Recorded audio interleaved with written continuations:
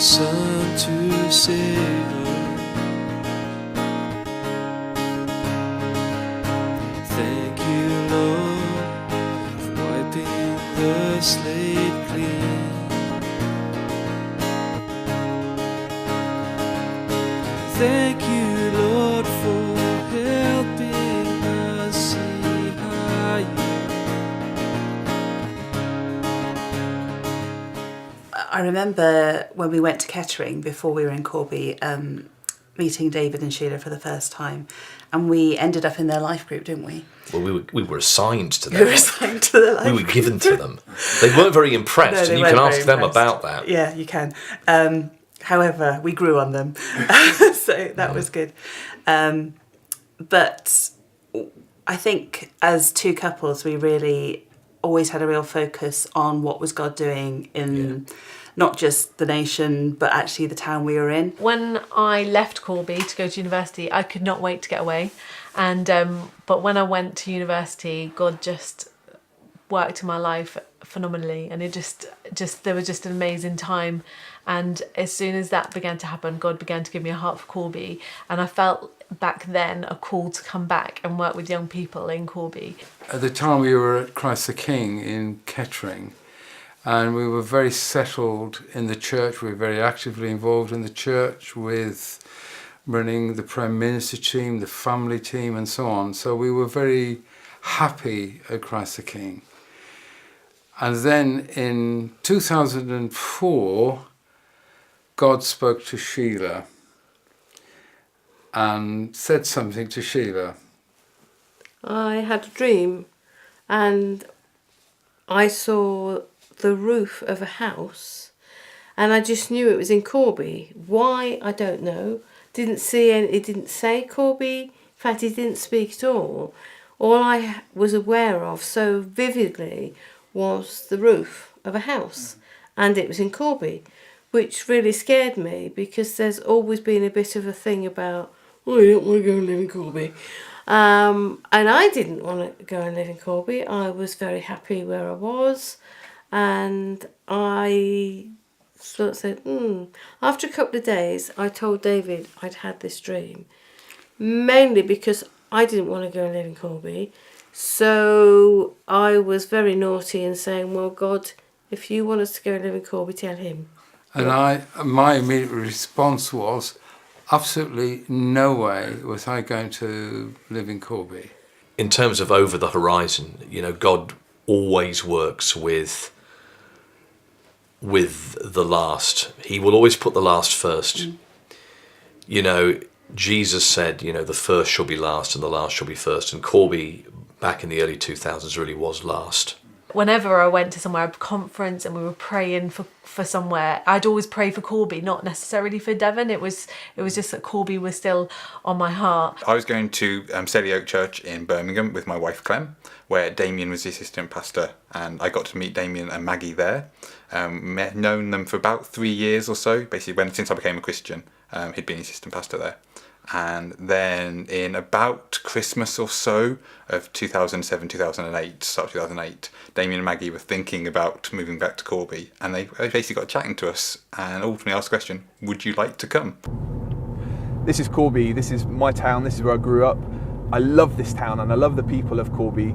I think the reason I love Corby so much is because God really loves Corby. We've seen some amazing regeneration in this town, buildings going up left, right and centre. But the thing that we long for as a church more than anything else is that alongside the physical regeneration, there would be spiritual regeneration. We physically needed to move house because I was pregnant with our second child. Yeah, that's right.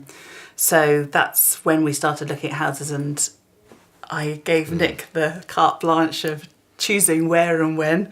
Yeah. And so Corby it was, because that's where exciting building was happening. Well, and that was the other thing. I mean, there was this regeneration framework, so I've been watching all of this from a standing start, in fact. I remember in 2001, the signboards going up on what was the Snatchhill neighbourhood, and that was quite something, because it's kind of like, this is investment for the first time. Decent investment, new money. But that word that God gave to Sheila stayed in her heart and in her spirit for about 18 months.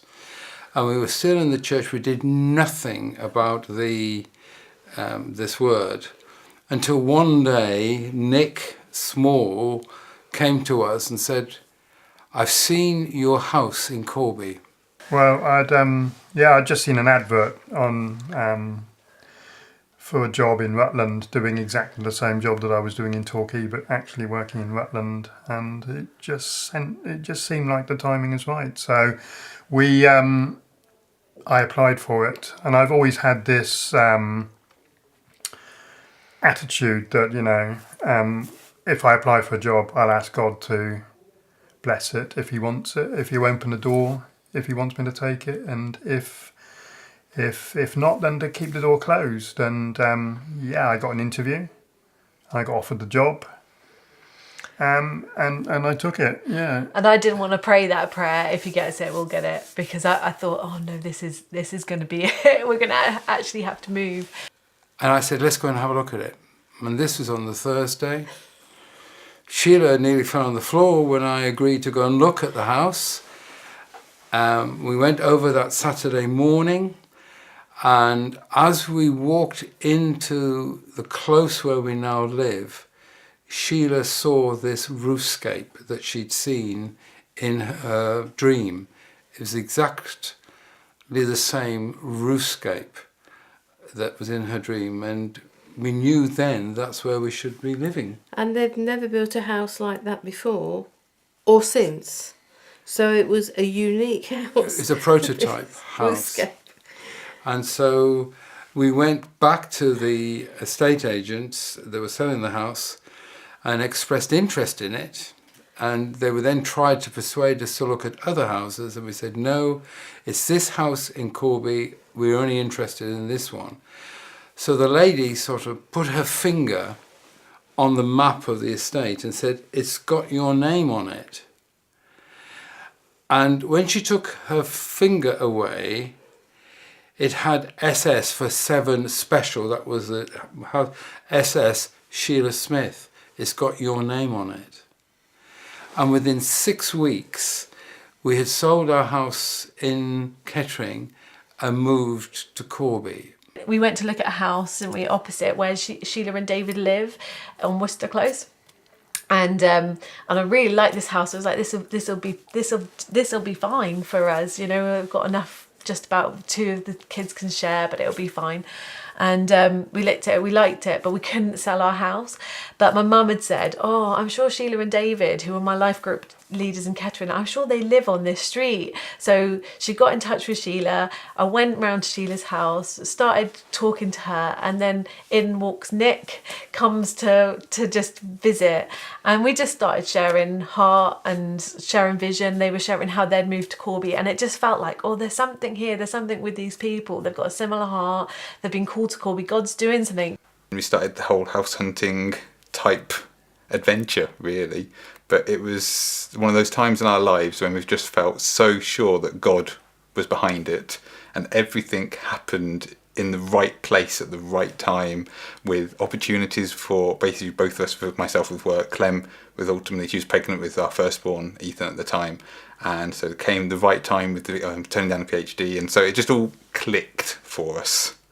And ultimately we've got an amazing house, so God did good. When we did eventually move, so that house didn't work out and I was gutted, I was really upset, and we moved into a rented house in a different place, and I was really grumpy about it at the time, and I didn't have room in the kitchen. It was like, you know, I wasn't happy, but God had even a plan in that. But David and Sheila let us stay in their house the day that they'd only met us. They'd met me, they hadn't even met you, had they? And we stayed in their house, and for a night before we moved into our rented house, which was nice. We got very sick of looking around houses, and the estate agent rang me up about this house one day, and she said, oh, do you want to go and see it, you know, special offer? And I thought, no, I don't want to go and see it, but I thought, I'll go without her, I'll go and look after I've picked up the boys from school. And I came and had a look round the back, and I absolutely knew. We must have seen like 20 or 30 houses before that, And I remember ringing Damien, screaming, going, "I've found it! This is it! This is the house! We've got it!" But still had no way of paying for it. But I just knew that this was the right house. And anyway, David and Sheila's son, Glenn, brilliant negotiator, we said to him, right, well, you've negotiated for your own house. Do you think you could negotiate with the salespeople for our house? And if you do, we'll name a room after you. And he was, oh, yeah, I'll do that. Anyway, he had to go, and initially we couldn't get the price we wanted, and I got really despondent. And I remember sitting around at David and Sheila's and just going, oh, God, we've lost that house. And, how I just give up now. I give up. It's over to you. I can't do anything else about it now. And but there was a change the next day with the guy who was sorting out the mortgage for us, another guy who ended up being part of the church, lovely bloke. And they brought we managed to get the mortgage, didn't we? Yeah. And we named our toilet after Glenn Smith. It's now called the Glenn Smith Depository. And so as soon as we moved here, just began to pray and ask God, what do you want us to do here? And we just began to meet with Nick and Rachel and Sheila and David and just began to pray with them and share stories. And then we'd moved back, and I was a bit like, but I'm not meant to lead a church. And I'd emailed Damien, and I knew that Damien had been a friend of mine from school, and so I'd emailed him, hadn't I? And I'd asked him, I'd sort of said, this is our plan, hoping that he would say that he was going to come back to Corby. And he said, oh, well, we really pray for you. But when we moved back in the September, my mum and dad were out and met Damien's mum and dad, cheeky monkeys, and not that they hang out with cheeky monkeys, but they'd taken their boys there. And Damien's mum said to my mum, oh, Damien's moving back to plant a church. So it must have been quite shortly after I became a Christian. I was part of a small group at Corby Baptist Church, and we went for a prayer drive. And we stopped at various places and prayed God's blessing over parts of the town. And the idea was that at the end of the evening we'd come back together and share some impressions about what God had been saying. And one of the places we stopped was on the edge of what is now Oakley Vale, and I'm going to take you there right now. This is where we stopped. At the time, this road continued only a short way, and there was a mound of mud where the road came to an end. It looked as though at some point in the future this road would go into a brand new housing estate, but there were no houses. In fact, all there was filled in quarry land. It was scrub, it was where people walked their dogs. And we got out of the car and we stood here and we prayed for the estate that would one day be built. And we prayed that on that estate would be a vibrant Christian community that would be good news to that neighbourhood. And I had a really strange feeling that day that I was somehow going to be part of the answer to that prayer. It was 13 years after we stood on this spot and prayed that Hope Church began. Then we planned in the January to have this meeting where we told them about the people that we were meeting with, and we told Sheila and David and them about Dan and Clem and Damien and Maggie, and we brought them together on some cold January time in our house, and it felt a bit like Blind Date. It felt like bringing these two groups of people together. We met up with Damien and Maggie. They came across from Birmingham to meet with us because they'd met Faye and said they were planting a church, and they came across, and it was a little bit, I'm not quite sure what the phrase is, but it's almost like parents checking out their future son-in-law and daughter-in-law. And we met at Faye's house that they were renting at the time, and it was wonderful. It was kind of like, it was nervy, really. It's kind of, I guess beforehand, there was always that sense, that would we gel? Would we like each other? I mean, I was very aware that, we all came from very diverse backgrounds, both physically and spiritually. And yet, as soon as we met, everything just fell away. It was just lovely. We just got on really well straight away. Everybody just kind of is like walking into a room with a pair of slippers on. It was really nice. So we were meeting like a life group together, and during that time, so one of the things I really remember about Faye particularly was she was such a gatherer. she had all these amazing meetings with people, and Ben and Sheila Luck being one of the key people that came in. And she just happened to meet people and happened to invite them round. And so our little life group was growing bigger and bigger.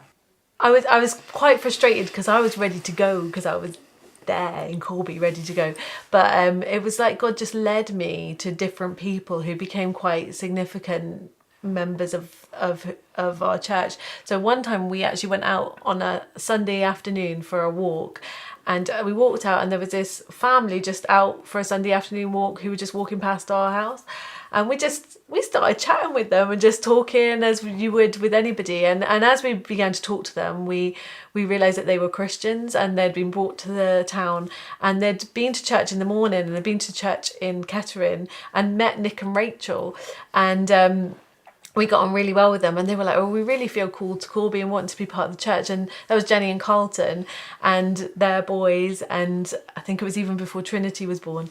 And we just got on really well with them. We probably walked for about an hour and a half with them and back, and it just felt like God's just leading us to these different people. We would meet in David and Sheila's upstairs room quite often, and it was meeting random people who obviously, you know, the people we now know, so David and Sheila, Faye and Andy, Nick and Rachel, and then obviously Damien, Maggie and myself and Clem. And it just worked. So even before Hope Church officially launched, we were meeting together as a small community of believers in this house.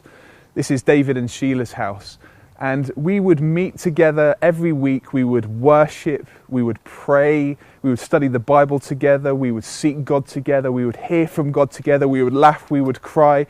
In fact, we would just be family. And that's what church is supposed to be like. And there aren't too many people's houses I can just rock up and let myself in, but this is one of them. And I remember coming to Corby in the early days, and we would just be able to let ourselves into David and Sheila's house, which is what we're going to do. Come on in. Take our shoes off and make the journey up the stairs into a room that's very familiar to many people in the church. In fact, 10 years later, one of our life groups still meets in this home, and David and Sheila lead that group. Hi Sheila. Hi. This is where it all began. And it felt like, you know, this is where we should be. I felt, you know, this incredible sense of peace and, you know, being where God wanted us to be. It was very prophetic as well. A lot of people were sharing what God was going to do, and there was a real sense of expectation. The word hope came up a lot. The reason that we chose Hope as a name for the church, we wanted the name of the church to speak powerfully of what God was really like, both to Christians and to non-Christians, people who aren't Christians yet. And Corby was a town which, after the steelworks closed down, experienced a lot of hopelessness. And when I was growing up, I could have probably summed up the mood of the town like that. Not so much these days. There's been a lot of physical regeneration, lots of inward investment, all of that sort of stuff. But we wanted the name of the church to speak about the heart of God into some of the situations that we were seeing. And so Hope Church really was it felt like hope was the antidote to some of the things that we were seeing in the town. And so we wanted people to know that that's the kind of God that we serve, a God who brings hope. And what began to emerge at that point was the crystallization that we were going to plant a church, and it would be under the umbrella of Elim. We then were talking about when we were going to launch this church publicly, but we did lots of random things to start with. I remember this September, I think we helped do a service at Great Oakley. The first ever Sunday we met together, and we'd prayed as a family. Sometimes we'd had church at home with our kids during that year, and one of our eldest son had said, oh, I think I can see us all meeting together on a Sunday morning in our house and people praising God. And I thought, well, that isn't going to happen. It's not going to start at our house. But I think the first Sunday we ever met was our house. And then I think we had a bouncy castle on Sheila and David's lawn sometime, and blessed their little street. And then we met at the Hope Centre, which, well, it's now the Hope Centre. It wasn't then. It was just the factory unit that we met to pray in, and we were able to use that. And then this thing had begun to grow. All these people that we met throughout the year began to be part of that group. we kind of basically agreed that we wanted to kind of meet together and plant a church together. And so it was starting to flesh out the idea of what it would look like. And we'd all got very different backgrounds. So it was very interesting to throw it all into the pot and see what came out. There was nothing there where we were like, this is what it's got to be like. It's just like, what does God want to do? Where do we feel he's leading? And then ultimately that led to what we'd call Oakley Vale, our first open meetings. And it just flowed. I wouldn't say that necessarily, maybe it was, but for me, it wasn't necessarily loads of structure. It was just, let's see what God's doing and do it. And we're not going to try to force something to happen that isn't just because that's what church should be. It's just, what does God want church to be? We planned to launch in November in 2008. And there was like this palpable excitement of what was going to happen. And we decided we were going to meet at Oakley Vale Primary School. I wonder if a few people recognise this building. I remember making the journey up this path every Sunday for a few years. Let's see if we can get inside. This is Oakley Vale Primary School. This is where my kids came to school. It's also the venue of our very first Hope Church gathering back on the 16th of November 2008. We spent our first few years as a church gathering in this building. I remember preaching from the front over there. We had some of the musicians gathered there too, and the refreshments team would serve teas and coffees from the back over there. And when we sat, we didn't have proper grown-up chairs like in other schools. We had these benches.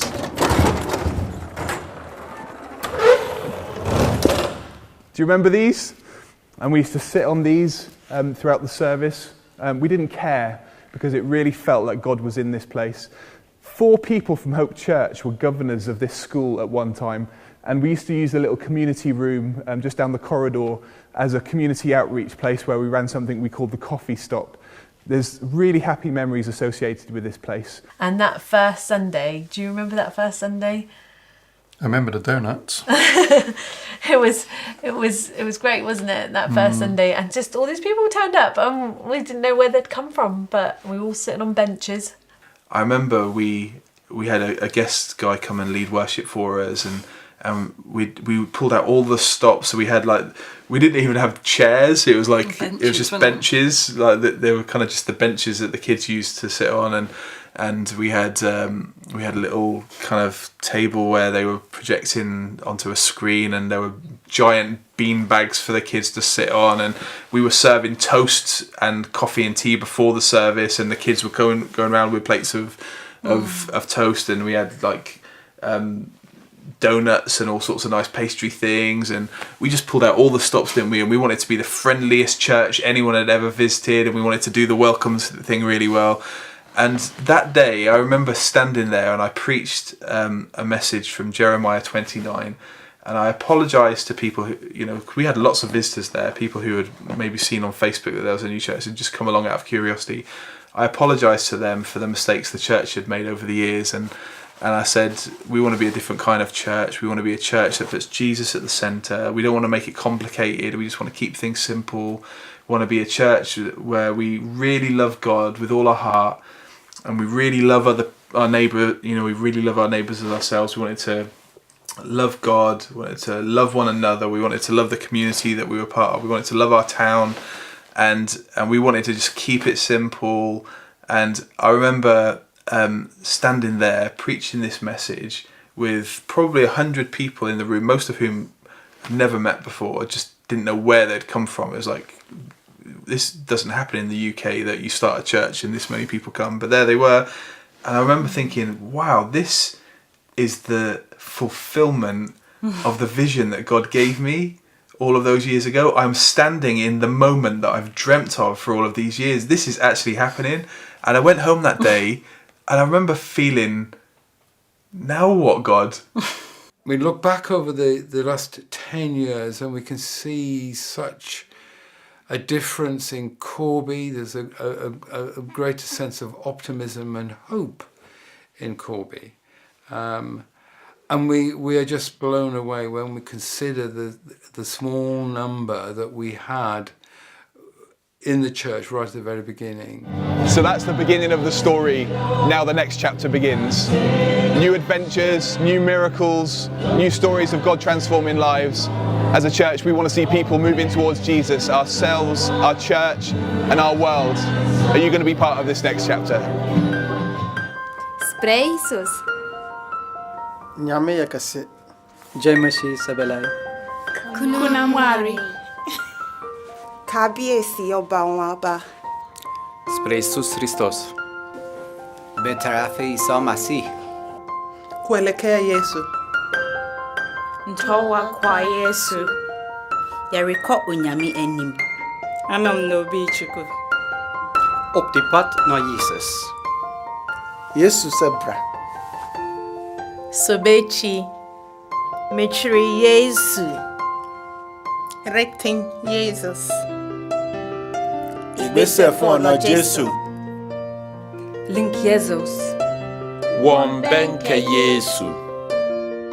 Jizoki Tharf. Yesu Ainoki. Smerom k Ježišovi. Вперед, навстречу Иисусу. Towards Jesus.